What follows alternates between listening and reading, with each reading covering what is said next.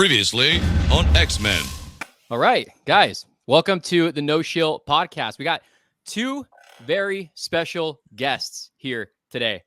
I want to say you guys are a big part of my childhood.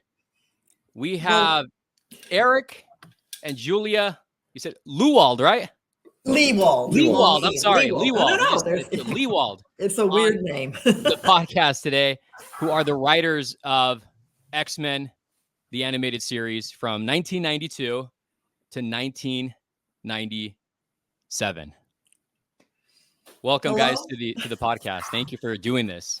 Thank you for inviting us on. Thanks, Raphael. Good to see you. Yeah, no problem. How are you guys doing with the new series? And I'll say it this way: in Hollywood, you are rarely ever invited back to the dance. So the fact that the two of us plus original XMen the animated series producer, art director on the art side, Larry Houston, the three of us have been invited back, and we are consulting producers on the new show, which is still blows my mind. Yeah. And to put that in perspective, they were very nice. It was gratifying that they brought us on, but it's their baby. I mean, it's just like 130 somethings that have spent the last 3 years making this show. And you know, once they were up and going, they brought us on, as they said, to be their first audience, to give our reactions to everything they were doing. So in that way, we get these wonderful credits and we get to be involved in it, but we really didn't have to do any heavy lifting. It was their work that's on the screen, if you guys have been enjoying it. Yeah, definitely. I'm not going to lie. Because I'm a big fan of the animated series. I was born in 1984. I think I started reading X-Men, I want to say it was 1990. I'm not 100% sure if that was the year. I don't know if I got introduced to, because Gambit's my favorite X-Men character. And I'm not sure if I got introduced to him from the animated series or from Jim Lee's, there goes my book, Jim Lee's run right here. Yeah. So I don't know. And that's a question I wanted to ask you. Because Jim Lee's comic came out in 1991. Mm-hmm. And that's the highest selling comic book to this day. I think it sold over 8 million copies. And my first question is, did they approach you to do the style of Jim Lee because of the popularity of that comic book? Well, pull up a chair. There's a whole story there. Obviously. I mean, you guys. You got the book. I got the book back. Yeah. So, guys, it's like so many other decisions on that. Something, you know, they're spending a lot of money on a TV show, and everybody has a say and an interest and wanting to get it right. And so there were half a dozen elements in deciding for the look to be what ended up to be very much a slightly simplified version of the Jim Lee look for animation. Because I mean, the big thing for animation, especially television animation, is it's incredibly expensive to animate detail. So anything you get, our show, Batman, Disney Afternoon, which is where we met. If you look at the drawings in books, the books are much more detailed because, you know, as Larry said, if we gave Mr. Sinister the detail that he had in the book, if he moved his cape once, there went the whole episode budget. Boom. There's all that detail because every one of those things is hand painted. People don't understand that there were maybe 700,000-800,000 hand paintings per episode. Yeah. And the more detailed they were, the more time they took, and the more money it cost, and the longer the budget took. So keeping a design simple for animation is hugely important. It allows you to animate it well if it's simple. So that Larry and Will Mineo basically supervising producer over the whole thing, very much a comic book guy. Both of them had at least a dozen years of production experience in animation, loved Marvel. And they looked and they said, okay, this is the cleanest, simplest, most basic design to look for our purposes. Because there were 30 years worth of X-Men books to draw from. Right. Must have been a couple dozen major artists had drawn for the books before. So where do you start? I mean, Jack Kirby on up.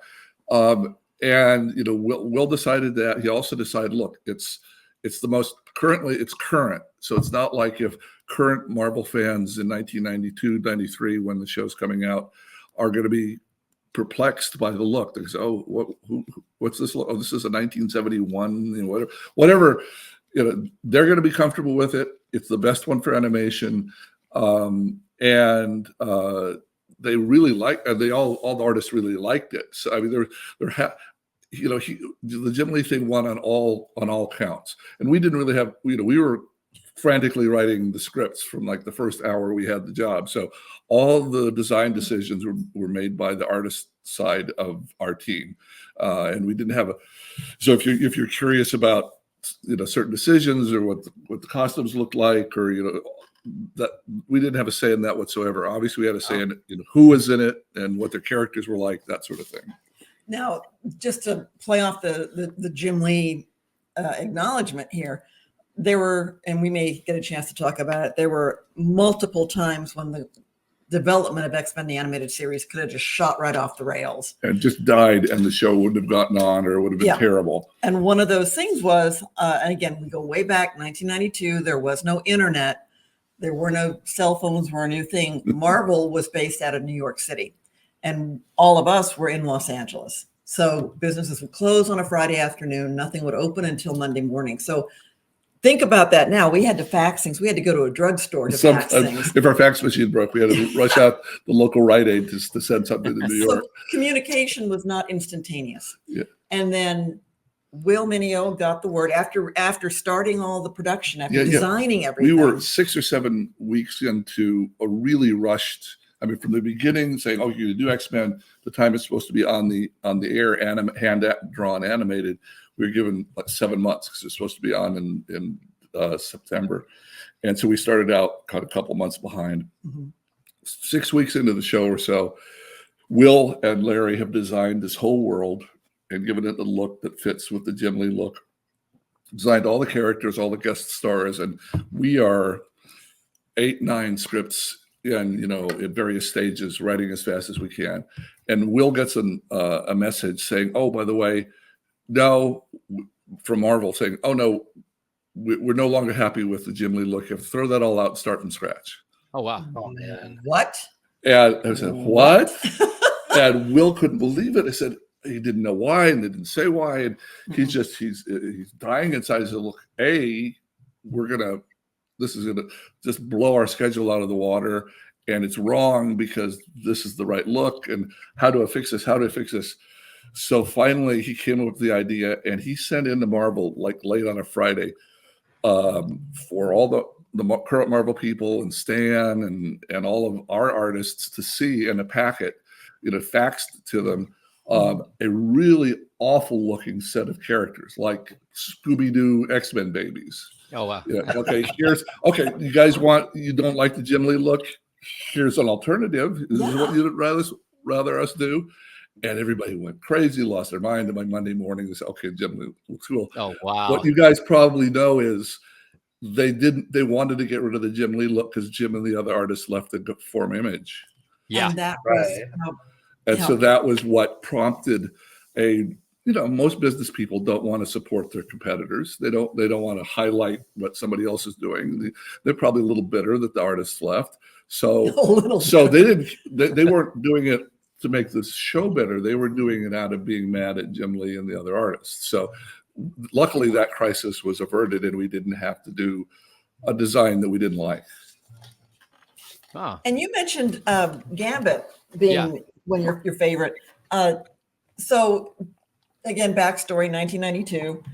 Eric had worked as the story editor for the second season of Beetlejuice on Fox Kids. Oh, nice. And that was what kind of got you in the... That's how I got the job. I mean, when I got the call on a Sunday night for a Monday morning meeting with Stan and everybody, it was, you're going to be creating this X-Men show for television and running it. And that's a Marvel book, right? I'd never picked up an X-Men comic, so I had to learn real fast. But part of that was picking the team. Oh yeah, picking the team. So each person, each group, Marvel Comics and Fox. It was a Fox Kids show. Believe it or not, Marvel didn't have final say. If we liked a story and they didn't like it, we just say sorry. We're going to do it anyway. Mm-hmm. And so it's not at all the power balance you see today, but it was Fox's show. And obviously the artists had an added idea. The writers had an idea. Marvel had an idea about who to pick. We looked back, and there'd been 29 different characters over the 30 years of the books that had been X-Men. So we could pick people like Nightcrawler and Colossus and folks like that we could have chosen. And Marvel wanted a couple of newer people like Gambit that they were hot on. Everybody agreed that Professor X and Scott and Jean are kind of a core. Yeah. And that's where we started, because they'd been with it from 1963, from the first issue.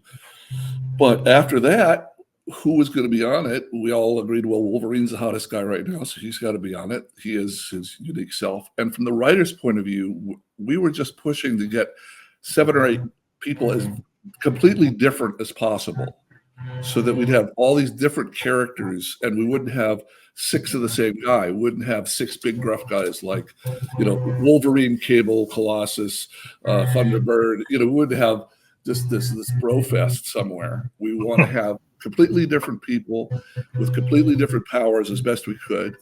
And the animation people wanted, for the animation side of it, some things are easier to animate. Like flying is a lot cheaper and easier to animate than running. Yes. So characters that fly are good. So that weighed on people like, Storm and Rogue that could fly. So that was great for them. And just there were half a dozen elements like that went into choosing the 8. And believe it or not, if you look at like our show Bible, or we did a book about it that told about how we chose it and interviewed everyone on that.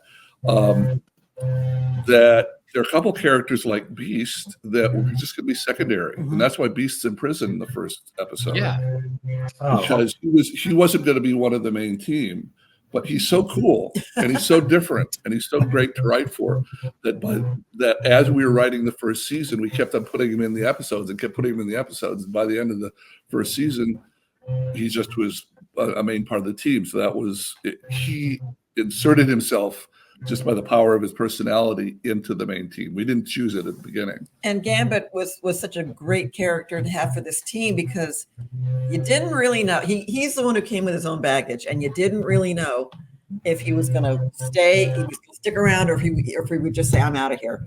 So that I think just made him such a great character to write for. And then his relationship with Rogue. Oh my goodness! Oh yeah, yeah. Soap opera. Yes. Yeah, soap opera. How did you go upon choosing Morph? We picked someone to kill. Yeah.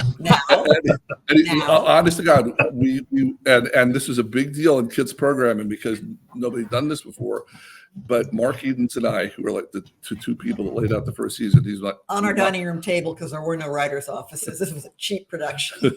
So we just said, okay, we need to show that there's heroic sacrifice. We need to show that being an X-Men means something and has consequences. In the heroic, Joseph Campbell sense of the word. Forget Joseph Campbell. Okay, just heroes in general. There's got to be something at stake. And so they finally went along with it. And we put in Thunderbird. Because we looked, and so we asked the people that knew the X-Men, including Larry Houston, let's pick a character out of, there must have been half a dozen that have sacrificed themselves for the X-Men, have died, helping out. And Thunderbird was one of the first ones. Just, okay, cool. We wrote him in, and then somebody among the executives looked and said, wait a minute. And we wrote the whole script with him in it. He's the only Native American character, and you kill him in the first episode. This might not be too cool. So we thought, okay, well, who else we got? We picked, as Larry suggested, we picked Changeling, because he had been in like 4 issues and sacrificed himself for Professor Xavier. And okay, we put him in, we wrote it in Changeling, we recorded it. And then some attorney called and said, you can't use Changeling because DC has a Changeling character. Yeah. So but Marvel's came first. It doesn't matter. We got to avoid lawsuits. This is, just change his name. So Morph is Changeling, and he's in there to be killed. And he's in there to stay dead. And to stay dead. Yeah. But he didn't. And that's because the first season was incredibly successful. Nobody believed it. We were all let go when we were done writing and drawing, because they didn't think it would be more than 1 season. Yeah. And so, but then we get hired for season 2, and we're all excited about getting started. And we get a phone call saying we just had a room full of 9-year-olds that watched the show and their focus group.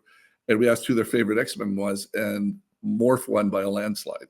Yeah, he was one of mine too. I wanted him back. Yeah.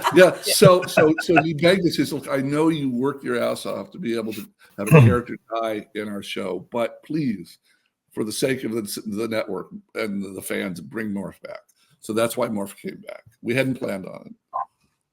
I was recently at WonderCon this past month, I believe it was, and I got to go to the XMen 97 panel, and I got to ask a question to the cast. And I'm going to ask you the same question. It was directed to JP, who voices Morph. I think he reposted my question too, because he sent me a DM on Instagram, and he was really happy with the question that I asked. And I asked him, it was meant for him specifically, but even though the show was based off of 1992 and he didn't do the voice, but what I asked him was, why did Morph push Wolverine out of the way, knowing that he's got mutant healing powers when the Sentinel blasted him? Are you asking us, or are you going to tell us? Yeah, no, I'm asking you. Yeah. Okay, well, it's real simple to us, and this is something I don't think the movies did that well, and I think it's a recurring problem with the Wolverine character. And this was the first 2 episodes of the whole series. And Yeah, it's like, how do these people work? How does his healing work? Yeah. So our rule for Wolverine, and I believe this is what was intended, because we talked to Len Wein about it a lot, the guy that invented him. The comic writer that came up with him. Our belief was he wasn't Superman. He wasn't immortal. That if you put a gun in his eye socket and blew his brain out, he's dead. Right. He can't.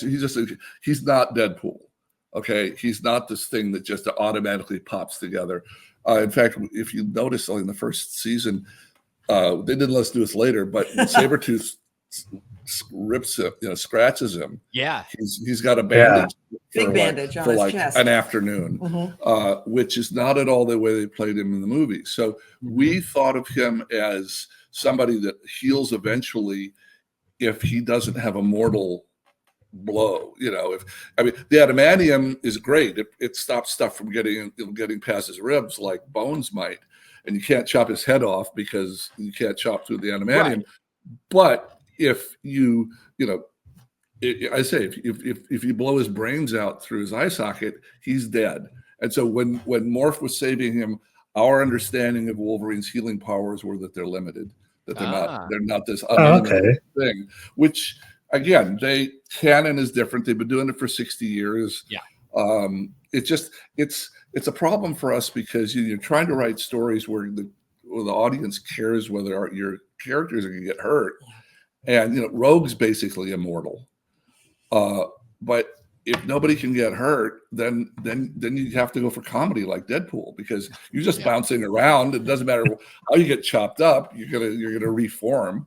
So our idea in the opening was that Wolverine could have been killed by the Sentinel if Morph didn't save him. And Morph and Wolverine are so close that it wouldn't occur to Morph to not push him out of the way. Yeah, they were such tight buddies. Yeah. So that's exactly what JP said too.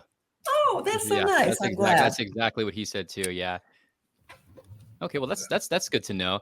I had another question and I just drew a blank. As far as let's see, I totally went blank. Carlos, you got a question? I got to think of it. I went blank. We can ban quite a bit. You were talking about Morph, and I think if you go back and watch all the episodes, the way you brought him back when you had to bring him back, I think was very poignant and crafted a really important character that Morph sacrifices himself for his best friends, and then under Mr. Sinister's control or power, he is led to believe, no, they sacrificed him. Your friends betrayed you. They left you to die. They left you to die. So that when he comes back, he's traumatized, and you play that out. And I think that made for some very interesting storytelling. Yeah, and I'll say all credit to, have we mentioned her name yet? The president of Fox Kids at that time is a woman named Margaret Lesh, and she had spent 10 years working at Marvel Studios, trying to get X-Men on the air, and nobody in Hollywood wanted to see it. They said nobody's going to watch that stuff. So when she became president of Fox Kids, she was willing to take chances, and she knew she wanted to make an X-Men show. And you're not going to hear many people sing the praises of executives in Hollywood, but Margaret Lesh deserves all the credit in the world. Her right-hand lieutenant, who gave notes on every script on every show, a fellow named Sidney Iwaner, and he's a real pill, but he kept pushing too to make X-Men intense. And Broadcast Standards and Practices, which had absolute final word, was a woman named Avery Coburn. And when you first mentioned, oh, you and Mark, you think you need to show heroic sacrifice, you need to sacrifice characters. What? That's not going to happen. But Avery Coburn understood the book, and she understood what you were doing, and made the point that it's not on screen, it's not gratuitous, there's not blood, it's just. And if anything, it's more powerful because you see the reaction of everybody Jean Grey that sense and these professor. laws, right?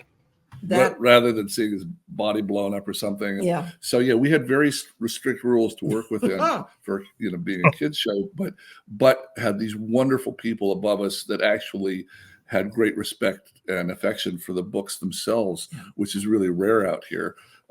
And wanted us to be as close to honor them the best we could. So that's how we had all this leeway to make such a different show. Yeah. Was there ever a comic book storyline that you wanted to do in animated series? You're asking the wrong folks. If it were Larry, who had memorized every issue, he might have had 20 or 30 that he wanted. There were some writers that were super, geek fanboys that knew just about everything that had been written about the X-Men, and they had some stories they wanted, and some of them got through. In other words, the stories we chose were mostly by me or come out with me by me, but writers would pitch them to me, and I said, "Oh, Asteroid M, this is cool. What do you guys know about Asteroid M? Sell me on it." And then they would tell the whole story about Asteroid M, and they'd pick stuff from wherever it had shown up in the books. And so I ended up, helping them craft the 2-part Asteroid M story without ever picking up the comic books, because I just trusted I just trusted that these writers, knew their X-Men, and we had a backstop. I mean, Bob Harris at Marvel was reading all the scripts, and he was their head of all their X books. And so if there's something a little bit out of line, he'd say, "Oh yeah, no, the guys don't do this, or that's way out of line for Wolverine. We can't." So there's somebody that would catch us if I did something stupid.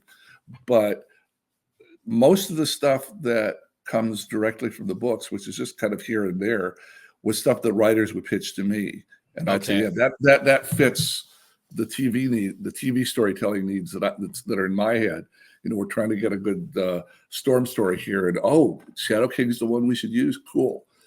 I don't know, but if you say that he's her best antagonist, well, let's use him, and I'll do a little reading on the Shadow King. But so people would bring stuff to me like that.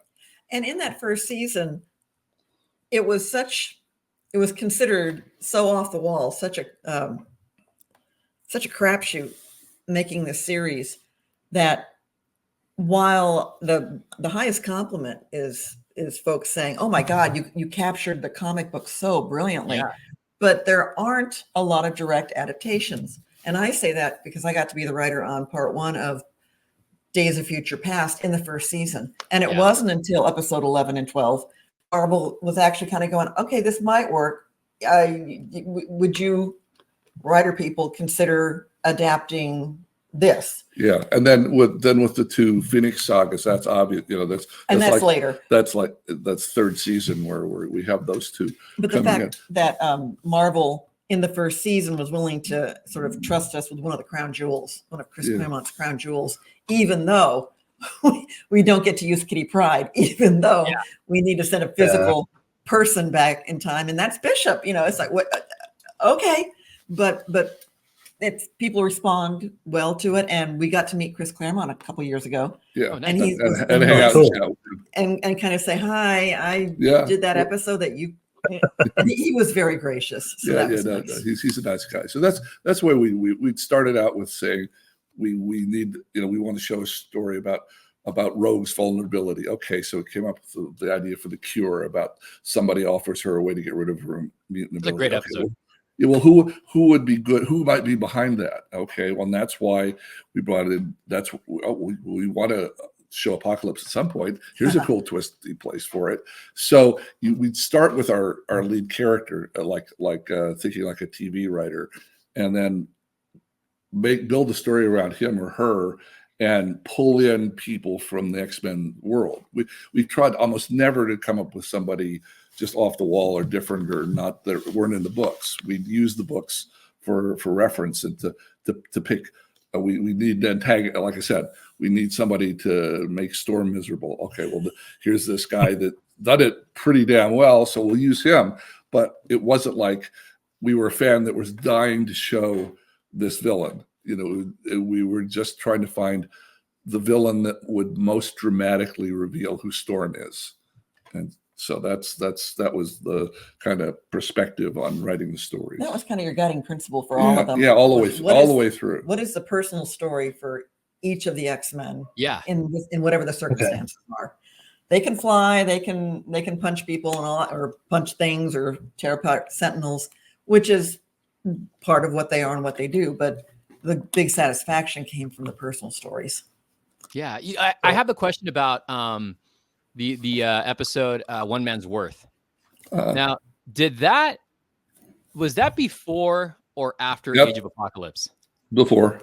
It was Eric before, came. right? I was here. I was there when you came up with it. Yeah. You look at if you guys get a book, there's a wonderful big book that's got all of the Age of Apocalypse in it.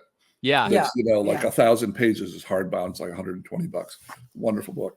And at the back, it explains, Bob Harris was out in LA talking. He writes a letter in the book that's in in the back page of the book. And he says, we were out there talking with the animation people, and Bob came out of that with this cool idea that they were doing a story of, and it built into this Age of Apocalypse. So we had like a two-part. We had the story kind of laid out. Bob saw it like in December.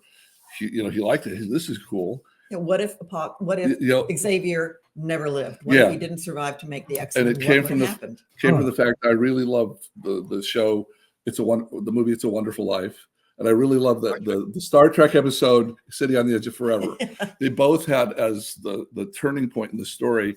If one person was taken away, it would change all of history. Yeah, which is just kind of a cool thing to imagine. So, okay, this is going to show how important Xavier or the X-Men are to the entire world. If someone goes back in time and kills him, then everything changes. And so that was the kernel of the thing. A wonderful writer named Richard Mueller wrote out the two-part story with me, and he did half of the script, and then another writer did another half of the script, did the other script for the two parts. But then what happened was, for whatever reason, time travel stories drive everybody crazy. They always think, no, you can never make the logic work. But if he goes back farther, and then that changes what he would know, and everybody has an opinion, and it drives. And the notes were like, so we worked on that story. Must have worked on that story for like 8 months, which is unusual. Usually it's about 6 weeks, but we worked on it for months and months. And while we were revising and coming up with it, Bob had kind of started on thinking about Age of Apocalypse and how cool that would be. So when we finalized One Man's Worth and handed it to Larry to do storyboards, he was laying out to hand to the animators. It had been months. Bob called and said, we've already started drawing some stuff up here for this Age of Apocalypse thing, which is going to come out in about 6 months. Do you want to share some of the design and have it be part of with the show? And Billy said, yeah, that would be cool.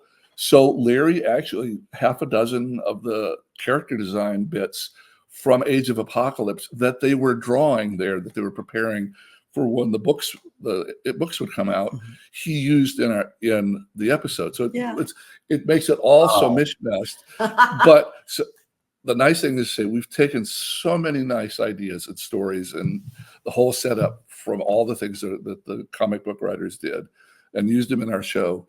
The ability to give them one back was just really felt good. You know, they say, okay, you guys want to do something with our one man's worth. Cool, run with it. We'll see what you do. And they did this amazing thing, this huge thing. So we love them for it. Yeah. But one man's worth first. Yeah, I was reading comic books during that time, and I remember reading the Age of Apocalypse comics because I got out of comics after, I think a little bit after Onslaught, and but when I was reading Age of Apocalypse and then I saw One Man's Worth, I didn't know which came first. So. And it's for all those reasons, it's confusing to everybody for this day. And you're not the only one that wonders how this all happened. But it's, you know, people, even mediocre minds think alike. So we help each other as we come up with stories. So it was a good thing. And kind of to sort of go back to the beginning here again to clarify. Eric, you were tapped to be the showrunner, story editor of the series back in February '92, and your job with Mark Edens was to come up with the 13 stories that would be what could be the only season of X-Men. Yeah, we could have ended just with number 13, where the Sentinel or Master Mold is destroyed, and that would have been kind of the wrap up for the series. And Gene and Scott could have been on the beach, just looking into the future. But then when you got tapped to, but then it worked. Then you fans loved it, and so they said, "Come on back." And most of us had all gone on to other jobs. Oh wow! And so luckily, we had told the people we were working for, most of us had, that if this X-Men thing comes back, you know, in a few months, and they want to do a second season, we want to go back. So I was able to go back, and a number. Will Mineo wasn't. He had to stay on at Universal with Mark. And they did a 52 extra squads, which we'd set up with them. Right. Oh, nice. So that was what I was working on for 3 months while we were waiting to see if X-Men would work or not. And then when you got tapped to do the second season, again, it was another 13 episodes. So the first 13, Margaret Lesh, the marching orders were as huge as the comic book is, X-Men. It's a small part of pop culture at that time. So you have to introduce the concept of the X-Men, the concept of the mutants, the concept of what the issues are to the world with the animated series. Yeah. So those were your marching orders for that first 13. And the second 13, it was, okay, you've established this. Now, what are some of the more personal stories you can tell? So we started having more time to go in more depth with people's lives, like, you know, the Beast story that Julia came up with, the Beauty and the Beast. That's a great episode. I'm glad you like that. Yeah. But then also so that 13 happened, and with the whole Savage Land intrigue, then you were after that they said, okay, now we're going to go for the full order. But at that point they'd made enough money and it was successful enough that Fox and Marvel decided, okay, we're gonna commit to doing 65, which was kind of the golden number back then. Which is how you got Phoenix and Dark Phoenix and some of the longer stories then. Yeah. So it wasn't 5 seasons of a whole series. It was one season. It was another single season, and then it was 3 more seasons. Yeah, so, I love how you. Oh no, go ahead, Carlos. So how long did it take you guys to write one episode, or I guess the whole season? Well, I'll give you some extremes. We just told you the worst, the hardest one. Right. It took like half a year. The shortest one ever was 2 days. Oh my God, I remember that. And that was me. That was because we were on a low budget, and there were 76 episodes we ended up doing, but episode like 48, somewhere in there. A writer and I were really keen on an Omega Red story, and people weren't liking it. Usually, if people don't like it, they'll say it like the 1-page premise or a 10-page outline, and everybody will weigh in, and it'll get pushed aside, and we'll start again, and we'll change the story around to where people are comfortable. Everybody is comfortable with Fox and Marvel and all the producers and everything. And for whatever reason, in this case, I really liked the story, and the writer was pushing for it. So he pushed and pushed and let him write the whole 40-page script. So it's handed in, and it's due and going into production on Monday, and it's Friday, and I get a call saying, "We still hate this." My boss is saying, "You missed this time. We don't have money for you to call up or schedule time for you to call up and spend another 6 weeks with another writer getting to this stage on a new story. So, Eric, we need a completely new script by Monday morning. So guess who gets to do it?" There goes my weekend. And I just, the submarine story with Omega Red and Storm getting Deal with the Devil. Yeah. That was just like 40 hours of coffee. Wow. It's because they need. I mean, that's part of the professional side of this. If you screw something up, you got to fix it, and there's not extra money. So it fell on me. I couldn't ask White Red. So that one was 2 days. Usually it's about 6 weeks because it's total from the total. assignment, the outline, assignment, premise, outline, script, first draft, script. Draft. It's like Beauty and the Beast. Okay, Beast falls in love with the blind girl who's going to get her sight back. It's kind of a reference to a Charlie Chaplin movie that we all love. Okay, cool. Everybody gets it. Then you write like a page and a half premise that lays out the story from beginning to end. Everybody, all the various people, the artists and the executives all give their notes on it and say, this is cool, but could you add something here, whatever. Then you have a 10-page outline, goes through the whole thing again. And each time, like the censor lady also, they say, "Oh, you can't have them blow up this city. You can't have them fall off this mountain. Yeah. You can't, you get a list of 20 facts of 20 things that need to be changed, and you negotiate that." And so, can they fall halfway off the mountain? Okay, cool. So, and then you have a script that's 35, 40 pages, and then a revision of that. And all that takes about 5-6 weeks usually. Same thing with the storyboards. Larry says storyboards about 900 drawings for each episode. And so he handed it out to like 300 to 3 of his artists. Right. Each person gets an act, and they draw and they draw and they draw and they draw. And it takes those 3 artists about 5-6 weeks to draw the whole storyboard and get notes on it, and Larry will revise it. And if an act isn't working, Larry will redraw it. Mm-hmm. So again, he's the same position as me. If it's not working, the guy at the top has to fix it. And so about 6 weeks for the writing, about 6 weeks for the drawing. And in the meantime, they've recorded it. Up in Canada. Way back when, up in Canada. And so they get all the elements together, and they ship them in this big box overseas. And then these guys in Korea paint 700,000-800,000 cells and painstakingly animate them and send it back, and you hope it all looks right. Yeah. You get it back and you hope it all works and it's all cool. You've got people supervising during this time, but there's no computers really. There's no internet, so they can't even show us rough versions of what they're doing. We just have to, like 2 weeks before it screens, look at it and say, "Oh my God, it's got 38 errors in it." And they've got time to fix 19 of them, and they can cut out 7 or 8 of those moments, and we could do whatever it is. Our post-production people had to work. Okay, now it's on the air. So it was really, as I said, our guy referred to it as kind of a garage band deal, and that's kind of how we felt. It was boom, boom, boom. No time to pause, and it was great because we worked at other places where they've got a lot of time and money, deep pockets. They said, let's take a 9th stab at that story. I'm not quite sure that's exactly what I'd imagined. So people can then second guess themselves to death. Yeah. And it just slows down, and it's terrible. This was cool. This was exciting. We never had a vacation day with our kids because we had to get something in by Friday. Did you guys were you guys able to keep the scripts that you guys wrote? Or anything from the show?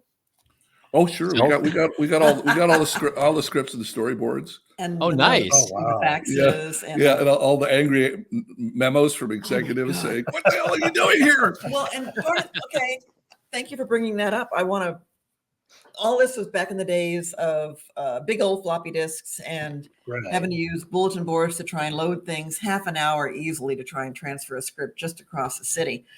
So a lot of papers, a lot of paper.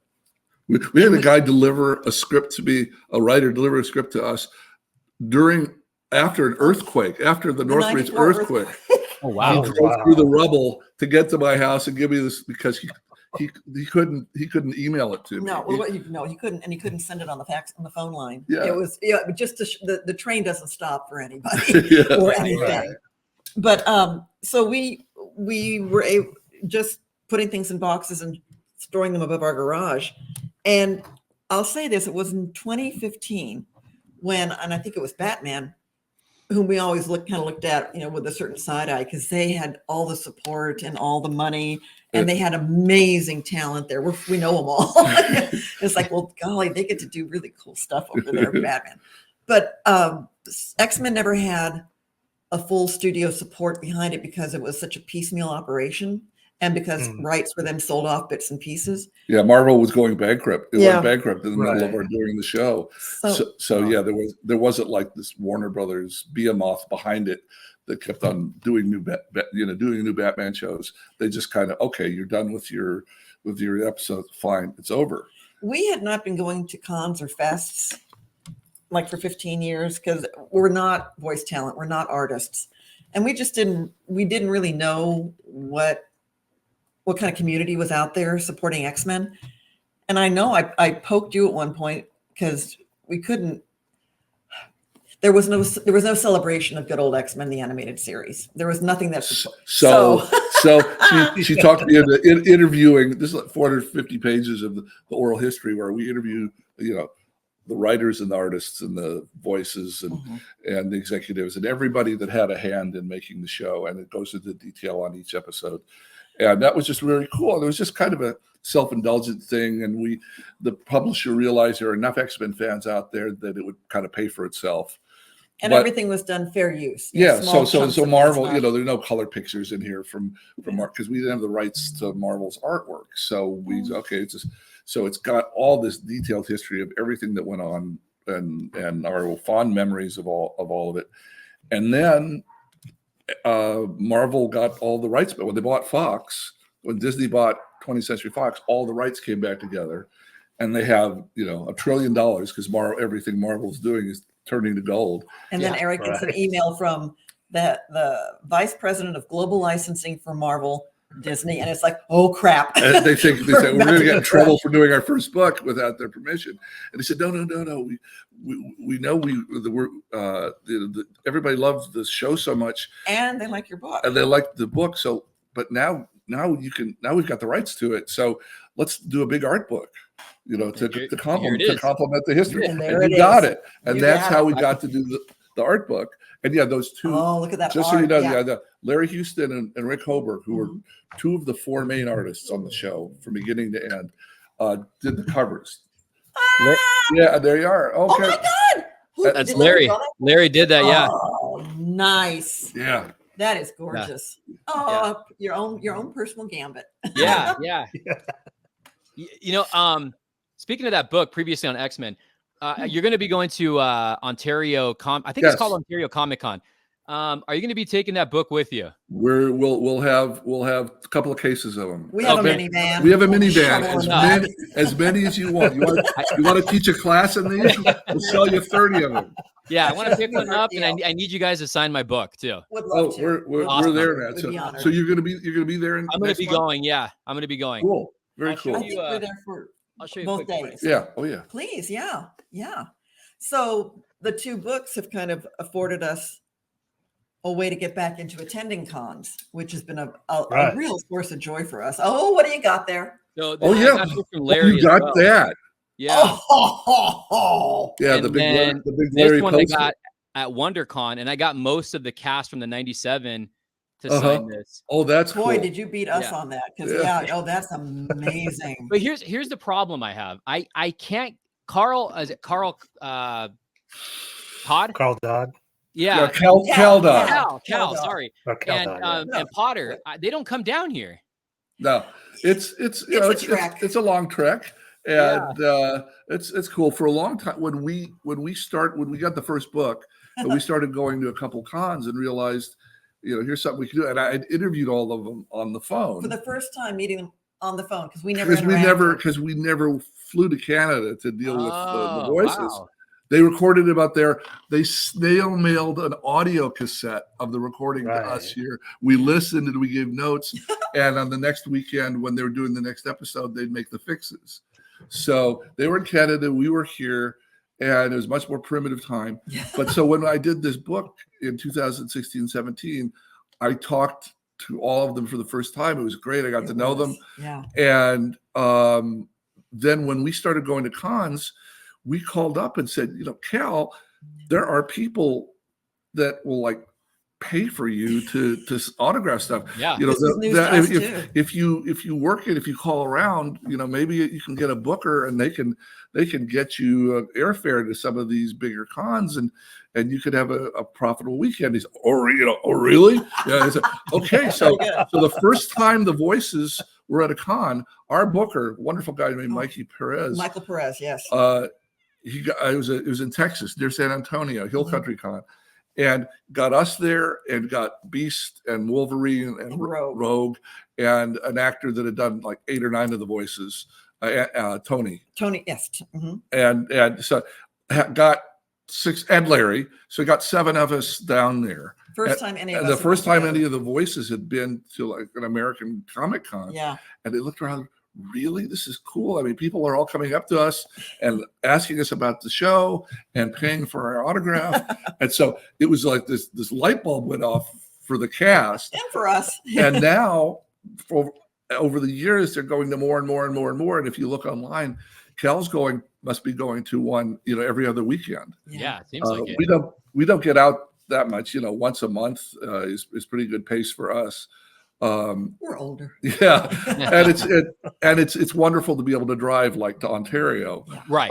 Right. Because we got all this heavy stuff. Those books weigh 4 pounds. Yeah. So if we want to sell some books in Pittsburgh, which we have to mail 240 pounds of books to Pittsburgh. So it's just it's easier for us if it's drivable, if it's Arizona or Las Vegas or Ontario or the Bay Area or somewhere. Or San Diego. Yeah. Or WonderCon, in Anaheim. WonderCon's been great. WonderCon's I love WonderCon. Yeah.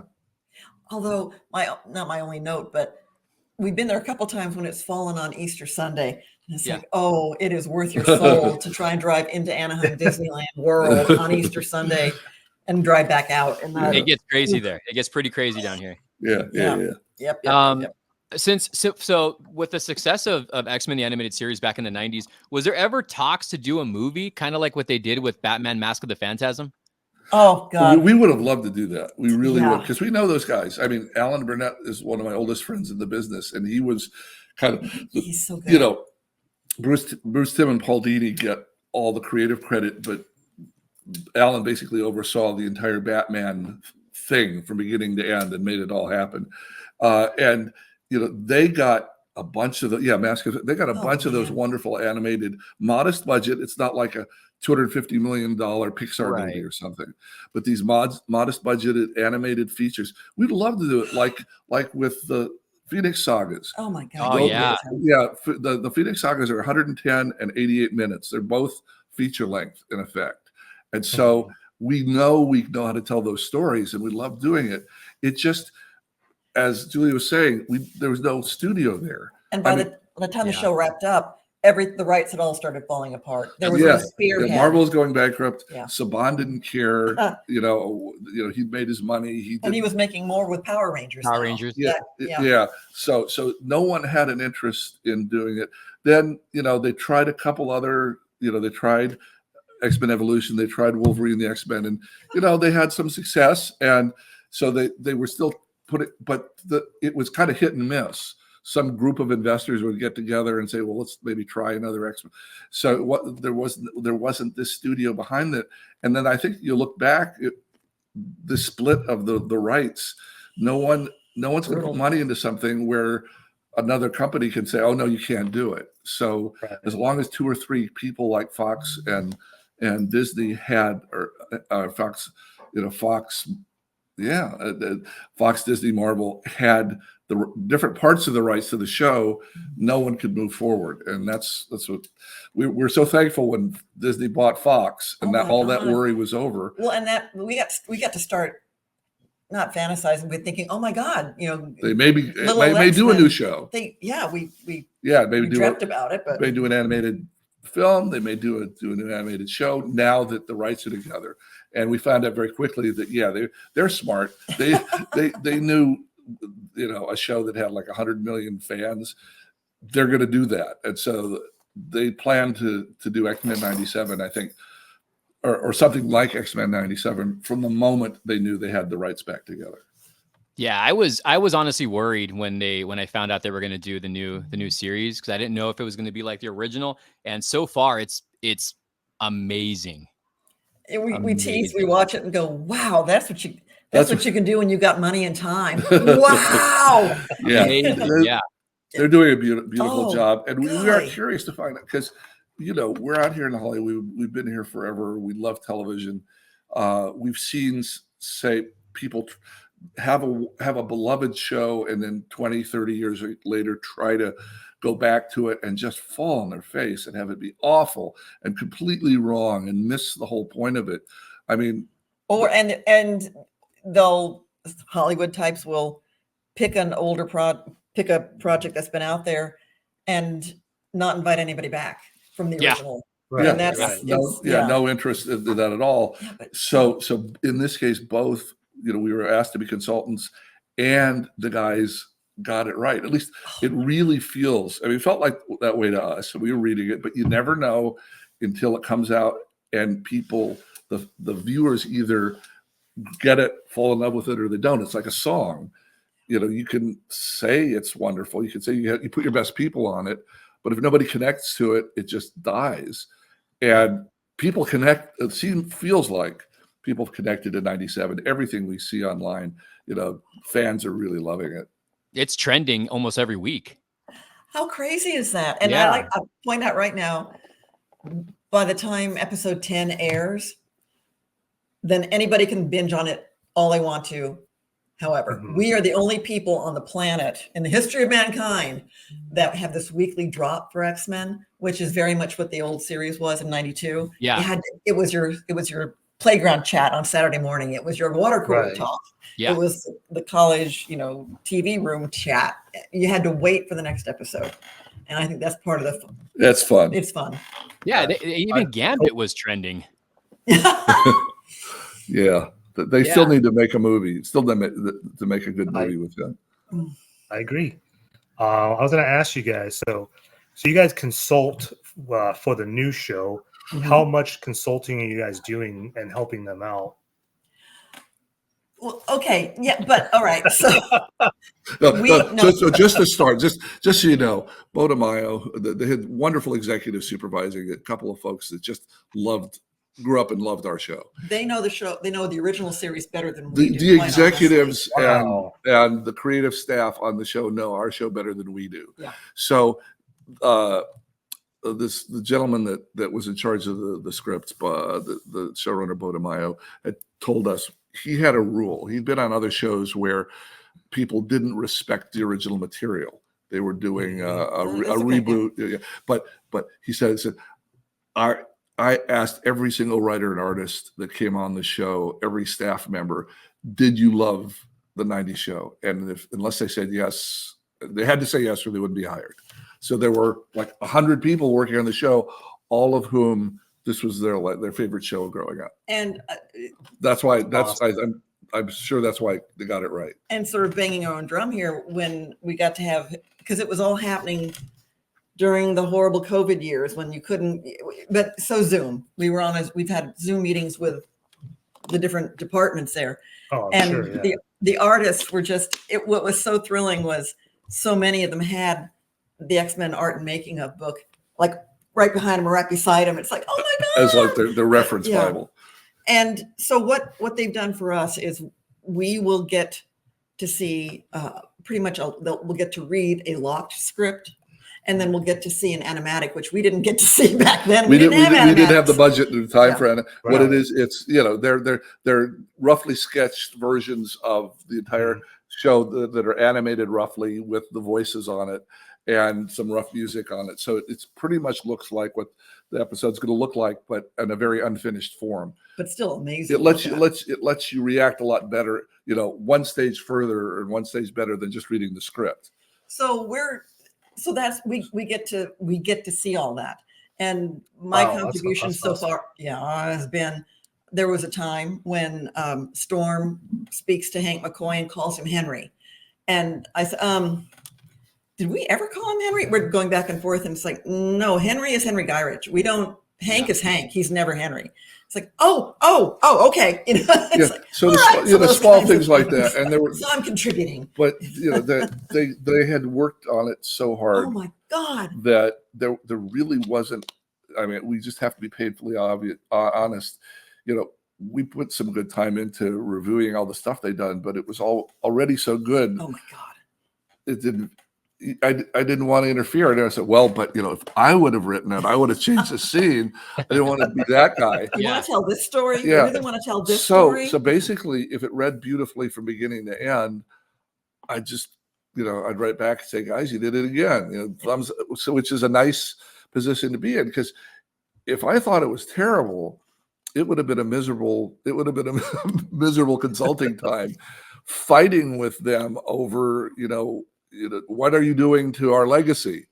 Thank God that didn't happen at all. But I could we imagined that when we signed on. I said, what if we really don't like their take on this? How do you deal with that? And it was our job. We wouldn't have had any leverage. We just would have had to sit and live with it. But that didn't happen at all. It just was. It was too good, too quickly. If you told us 32 years ago, starting this thing, never could have imagined we'd be here. Never could have imagined. Yeah. My God.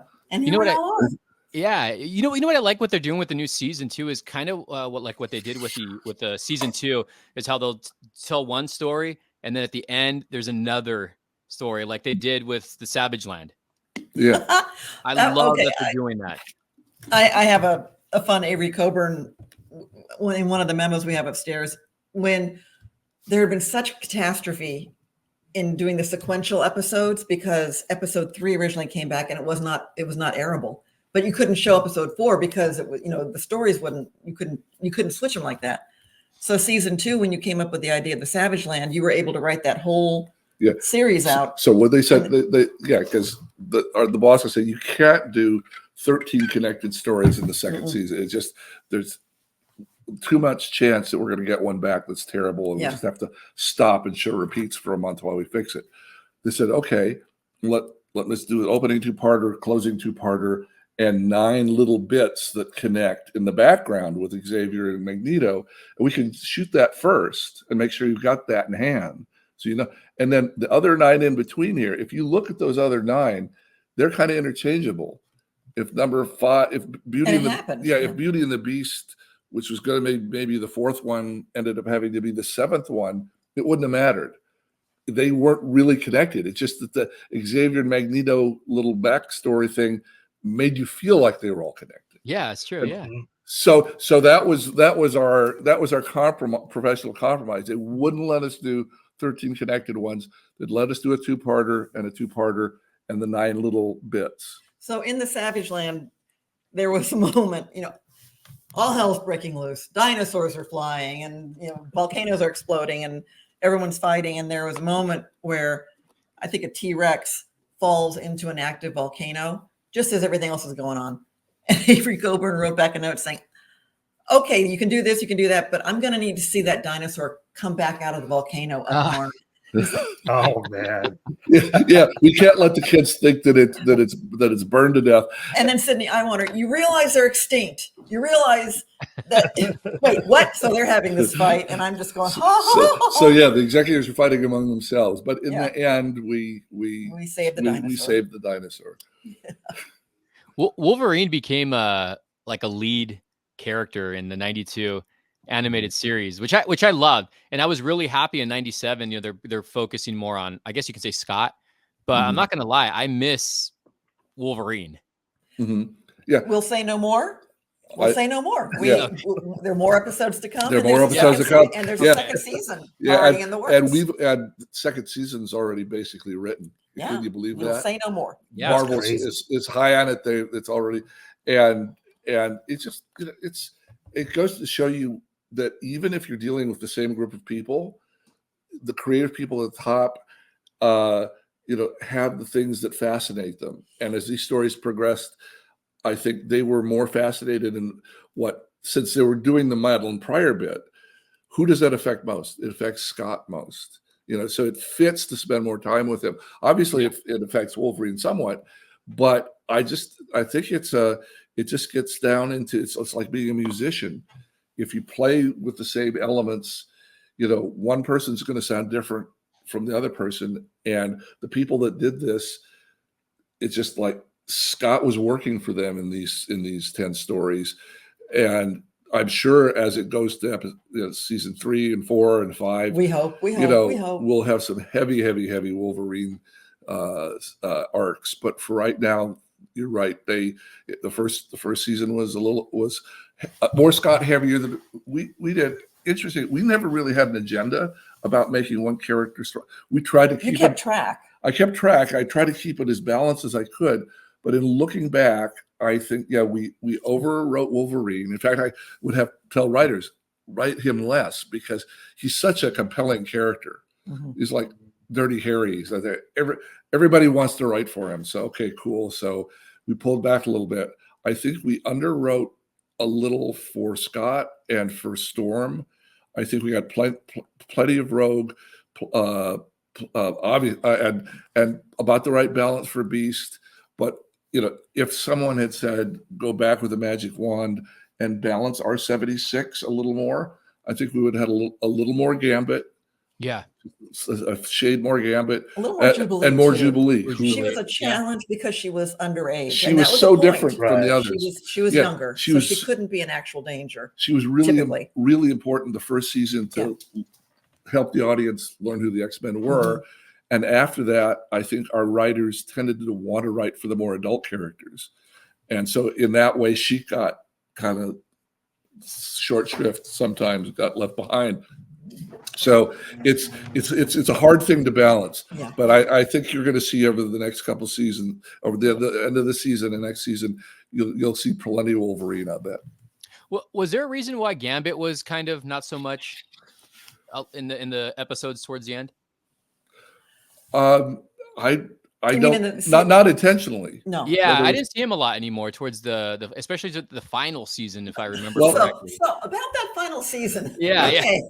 So you were By the way, his voice wasn't there for the final. Exactly. I remember that. That's kind of what I told Larry this, and I didn't want to sound like rude or anything, but I because Gambit's my favorite character. I honestly tuned out once the voice actor changed for Gambit. Season. well, and the animation on that final Yeah. 11 episodes, just the budget was chopped. Margaret Lesh was no longer at Fox Kids. It was We lost our protection. I Yeah. mean, it gives you show you the last season would probably be the best the show could have looked if Margaret and Sydney hadn't been there running things and insisting that everything be top notch. Because she for that season we had finished 65 and we all thought we were done and everybody's left to go and Larry left Mhm. and our editor left Yep. and suddenly instead of Margaret being in charge at Fox, Haim Saban was in charge at Fox, and he looked around and said, "You're paying an average amount for these shows. That's silly. I'm going to cut this in half Yeah. and Brutal. save some money." And so that's why the animation looks so much weaker. Oh wow. And as I said, so then we don't have our main director of 65 episodes. We don't have our main editor of 65 episodes. We don't have our main post-production music people for the first 65 episodes. Oh wow. We ended up with still some good writers Yeah. because that's like the least expensive part of the job.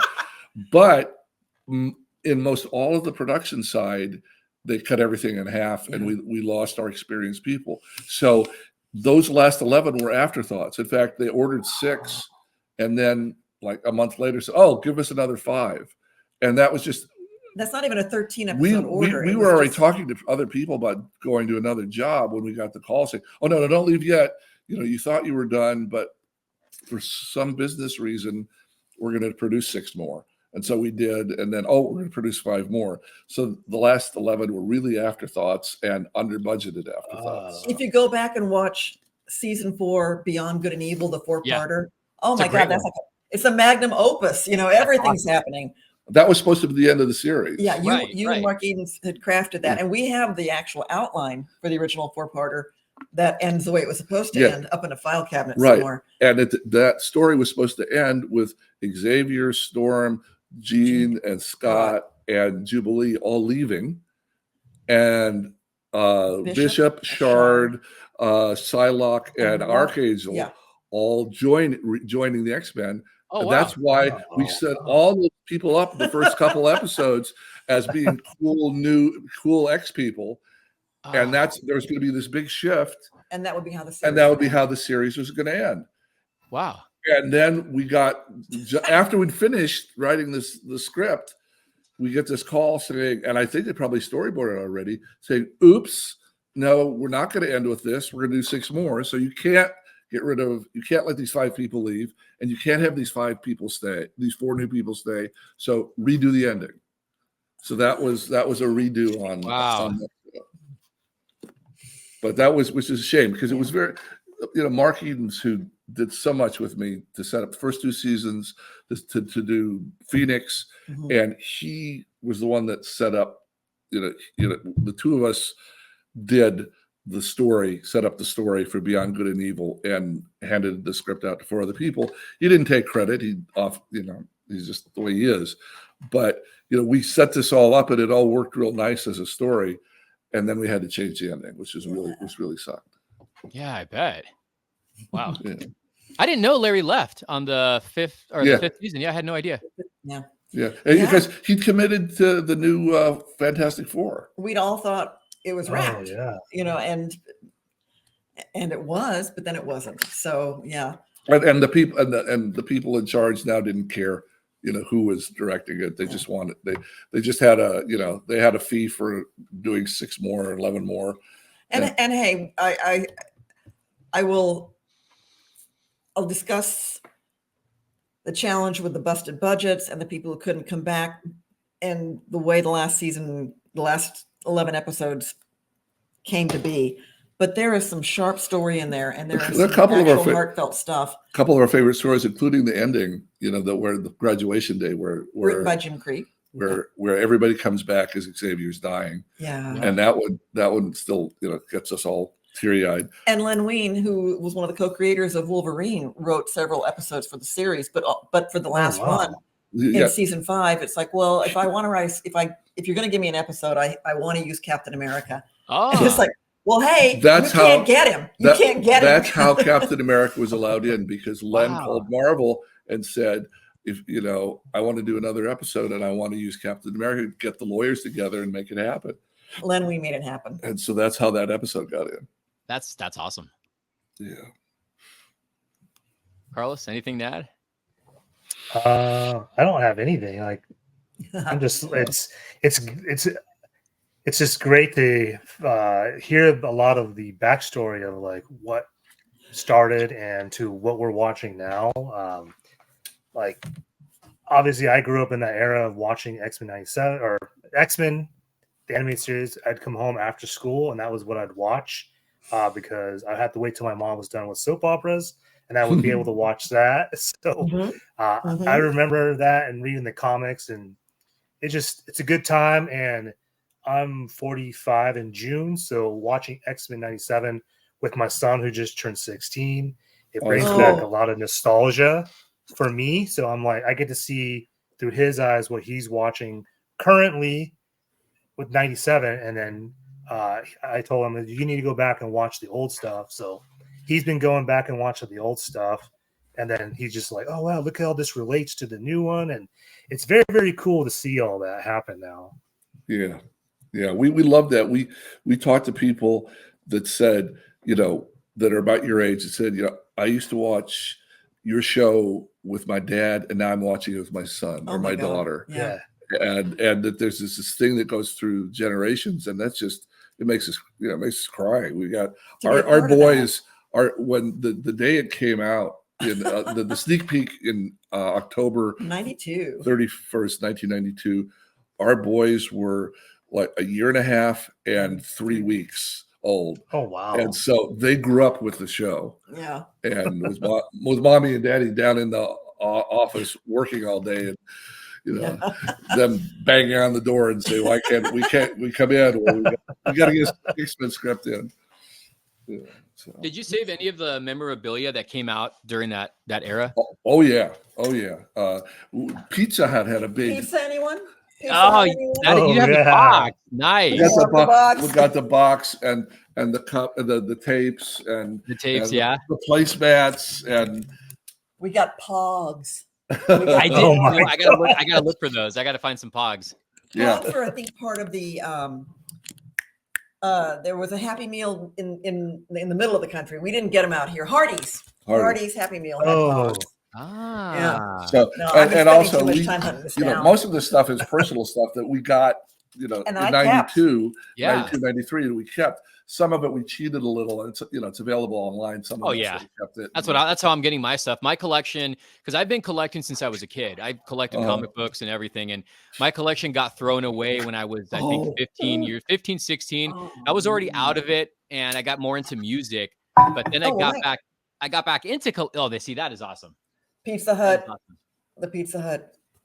I'm sorry, I'm interrupting you. No, that's fine. This is actually. I forgot about that. I totally forgot about that. So I got back into collecting in my mid 20s, and I love vintage. So I'm trying to go back and buy everything that I used to have, and I just recently picked up all of the comics that came for Pizza Hut. Oh, okay, yeah. Yeah, I got them all sealed. I don't know if they're worth anything, but they're all sealed. I got some of the VHS tapes, and somewhere. I'm just trying to rebuy as much as I can. Yeah, because X-Men was a big part of my life. So was Batman the Animated Series. Both were. I got to meet Kevin Conroy. Unfortunate man. Nice guy. Yeah, great guy. I got to have a conversation with him, and I don't normally fanboy out, so I've only done it a few times out of the celebrities I've met, and I did with him. I really fanboyed out. Yeah. Well, if you're going to fanboy with anybody, that'd be the person who deserves the credit for that. For you to be fanboying with him, that was a little roundabout. Yeah, roundabout, but guys. But can you imagine? It's great. We spent the last 6 years or 7 years just talking to people like you, finding out that this work we did actually got across to somebody. Because we're just cranking away, and we've worked on over 50 different series. Larry's worked on 100. Yeah. And 1 out of 10 ends up working the way you want it to. And out of those, how many really grab somebody? And so we really are grateful to X-Men, because we can spend the rest of our lives just going to cons and having people come up to us and say, well, you made me really happy when I was a kid watching your show. Wow. And that's just that's a gift that keeps on giving. Yeah. What do they normally come and bring to sign? Well, we try and push the books. Yeah, we've got stuff that like a cover sheet from an original script or something that we will sign just if they need an autograph, because we don't have artwork like Larry to sell or photographs. We've got they bring the pops. Funko Pops. They bring Funko Pops. The characters. Yeah, I believe this is one you signed with Mark Edens and Michael Edens, who sadly is no longer with us. Yeah, so I see you got the Mondo 1/6 scale Wolverine on the bed there. We got a prototype. Oh, you got a prototype. Oh, yeah. Wow. And then we got So we got a wonderful deal with Mondo. Oh my God, the Mondo people have been spectacular. And Hasbro. In all of these 1/6, they wanted a couple hundred words about each character. Yeah. And so we write that up for them, and they send us one. That's what I was going to ask you. I was going to ask you if the companies send you out. Well, not just at random, although Hasbro that the big. Hasbro's been very good to us with Hasbro's a big one, and then Mondo with these characters here. Yeah.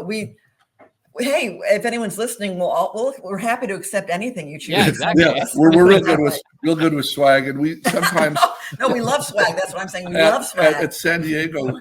Hasbro had a big island, and they had the two of us and Dan Larry Wiesenmeyer.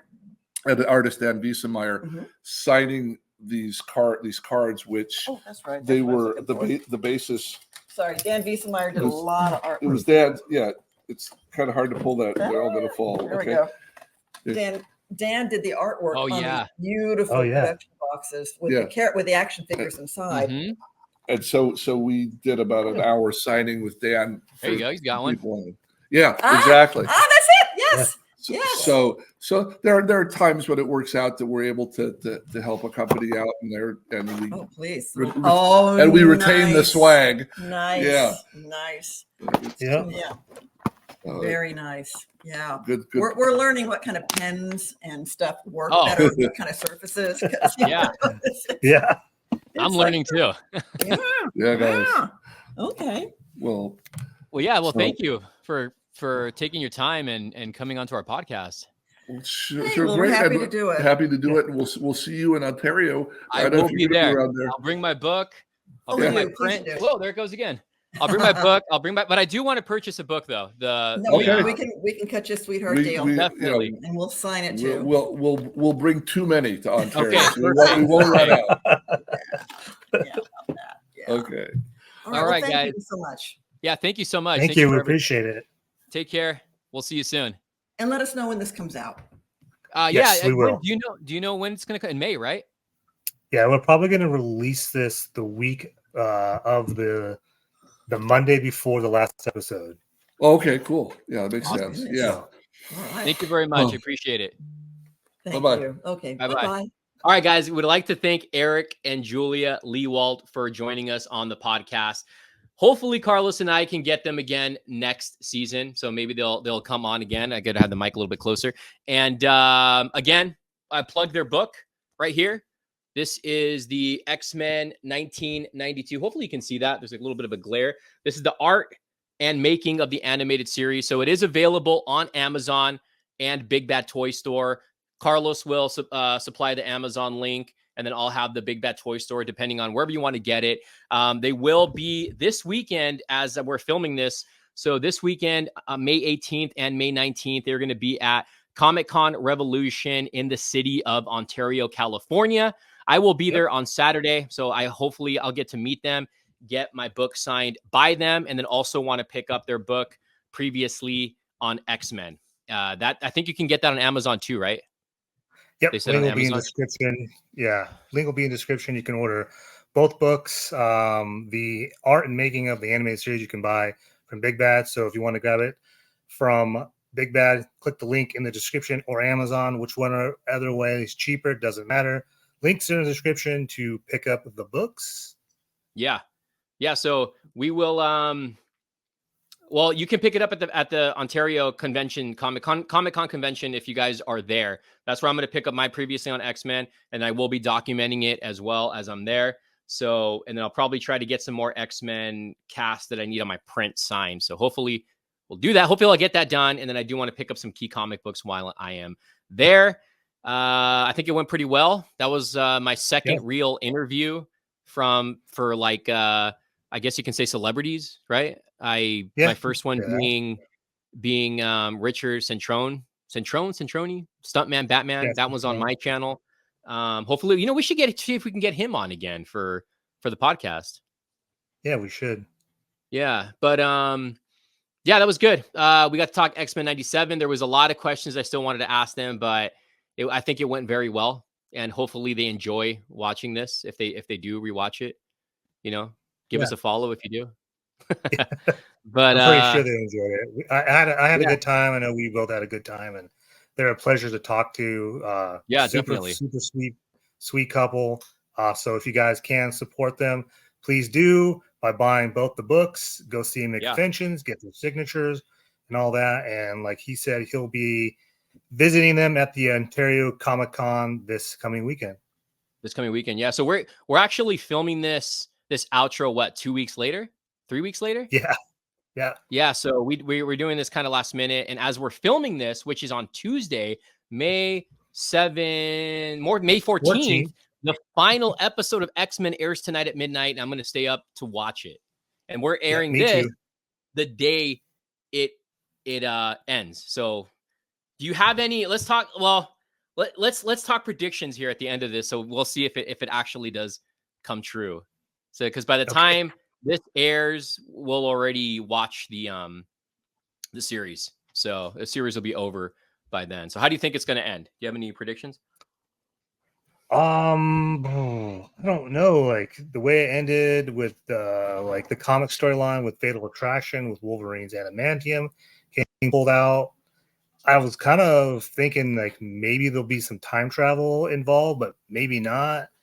Never know. Yeah, we talked about this on the podcast, but I think that Bishop's gonna have to show up on this last episode. If not, then I have no idea. If not, then it's going to end on a cliffhanger, like you said, and it might continue on season 2. Yeah, and I keep thinking that it's going to end on a cliffhanger. I've been saying that from the beginning. And hey, if it happens, it happens. If it doesn't, it doesn't. But all I can say is X-Men 97 has been one of the best cartoons I've seen in a long, long time. And it's probably one of the best things Marvel's done in a long time. Yeah, I'll say it's one of the best series since the 90s to me. Oh, definitely. Of animated. We asked them too, well, I had mentioned to them, I said, I like it that Scott's, they're getting more time for Cyclops, and, I kind of miss Wolverine, and they said, wait till season 2. And I can see why now they said that, because now Wolverine, that he lost his animanium, he's going to play a big part. So, we'll see. Well, I think, I still don't think Gambit's going to be coming back this season, and there's still 2 possibilities. 3. He's either going to remain dead, time travel, fix everything, or he's going to come back, like we said in the beginning. He's going to come back as X-Men's Apocalypse's Horseman. I still don't think this is going to end with Onslaught. I think that's going to be like a pickup for next season. So yeah, totally. That's kind of what it leading us to. I feel like.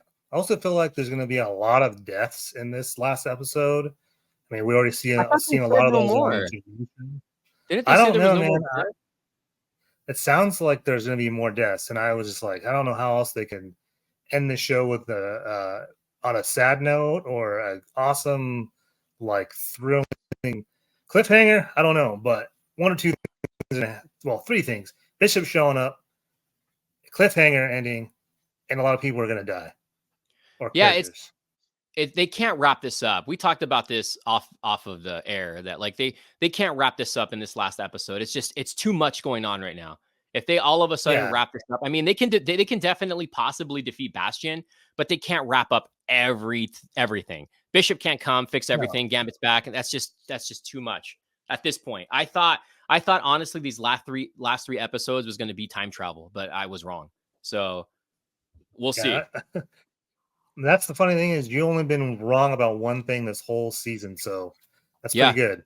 Well, you were right, and I guess we both were right and wrong on Sinister. You know what I mean? We both you thought he was going to be the main baddie. I thought he was just done, 1 episode and done. So I mean, we kind of were both right, and we kind of were both wrong, because he's technically not the main villain. No, I was not expecting Bastion to be like the main villain of this show. That threw me for a loop. And that was impressive. That was real good too. That was really, really good. Yeah. But we talked about this recent episode where Wolverine's animanium gets ripped out, and I mentioned it was a great episode, but I did feel like it was stuffed. There was a lot going on. Mm-hmm. Like they didn't explain why we got the suits. The old suits. There was just a whole lot going on, but it was still a freaking great episode. I feel like maybe this should have been a 4-parter. What do you think? Oh, jeez. They could have fleshed it out more. It can still end the same way it's going to end, but they could have fleshed it out a little bit more, because technically if you think about it, dude, they're mixing a lot of storylines right now. Yeah, they are. That's what I was going to say is I don't know if a 4th episode would have been needed, but I really, really wish the last 3 episodes were hour long each, because that would have fleshed out I agree. more of the story. Yeah, that would have been better. They could have paced it out a little bit more. But yeah, these last 3 episodes are like probably the best episodes I've seen in a cartoon and since the 90s of any animated show. It's freaking crazy how good this is. It's getting a lot of praise, and you don't really see that with comic book cartoons or just cartoons in general. When's the last time you heard a show of this caliber getting such praise? Well, not only that, it's getting considered for an Emmy. And the last time I think was Batman the Animated Series. That show got 4 Emmys. It won 4 Emmys. And that was back in 1992, wasn't it? That was in 92, but I think the first one it won an Emmy for was Robin's Reckoning, which was an amazing. Wow. So X-Men and Batman the Animated Series have always been like neck and neck with me as the best. But to me, Batman the Animated Series is the better animated series to me. But X-Men is like right there. It's right there. It's still not, X-Men still is not going to top Batman, not yet at least. But I think the animated series of Batman is the greatest animated series of all time. Yeah, I mean, I ain't gonna deny that. That's true. That show was awesome. Still is awesome. The score, didn't they use an actual orchestra? Yeah. All the voice actors were great. Then you have X-Men from 1992. Literally, it's like 1 and 1A is basically how I would probably rank them as the best animated shows in the 90s. And then you got this. If they were to do a rehash of Batman the Animated Series, which I know they really can't because Kevin Conroy passed away. Yeah. But if they did, it'd be very, very hard for them to do that show as good as they did it back then. Well, we're doing the Cape Crusader pretty soon. That's coming out. Yep, on Amazon. So we'll see how that goes. I'm pretty sure they're going to have a lot of pressure now because of how well X-Men is doing. So I mean, who knows, dude? This could, if Batman's as good as X-Men, I mean, they could definitely this could be a new thing for animated series going forward. Yeah, I mean, I know there's a lot of fans out there like myself that are really wanting a Spider-Man animated series. Wouldn't say reboot, but same thing, continuation. I think that would be awesome to see. Yeah. All right. Well, we're gonna end it here, right? Yep. So again, go ahead and follow Eric and Julia. Their social media, what's their social media under? Isn't it X-Men? It's at XMen TAS on Instagram. XMen TAS, okay, on TAS again. And they're going to be at the Comic-Con Revolution in Ontario, California this weekend. So go ahead, go support them. Like I said, I'm going to be there. I'm going to get some autographs. I'm going to go get this book signed by them and go pick up the Previously on X-Men book. And then meet some of the voice cast from the 97 so I can get my print signed. And hopefully I can get the whole cast to sign that print. I'll probably meet Larry again as well, because I do want to get a print from him, also a villain's print, because he's got a lot of cool prints at his booth. So that's where I'll be this Saturday. And I hope you guys enjoyed this podcast, this episode. It was very exciting. We're talking about it. Exciting. Finally broke in the shirt, first time wearing it. Funko shirt. This is like on clearance right now on Amazon. I think it still is. You gave me the link to this. So yeah, I think it's gone now. Okay, never mind. Sorry, guys. But I will be sporting a unique X-Men shirt at the Comic-Con Revolution. I like to always rock some shirts that a lot of people don't wear. So you guys will see me wearing a really cool X-Men shirt at the convention. So I'll be documenting all that. Any last words, Carlos? No, just make sure you guys thumbs up the video. Comment on the replay. Also, go share the video. Follow us on Spotify, Amazon Music, Apple Music, iHeartRadio. That is it. That's all I want to say. So, all right, guys, thank you. Thank you for everything. Thank you, awesome. Eric and Julia. If you guys are watching this, hopefully you guys can come back next season and we can talk spoilers on this season here. And maybe we can get some of the other cast from the 97 on here eventually. Maybe, hopefully. That would be awesome. All right, guys. Thank you for watching. We'll see you soon. Good night. Actually, I don't know why I'm saying good night. We'll see you soon. Later. Later.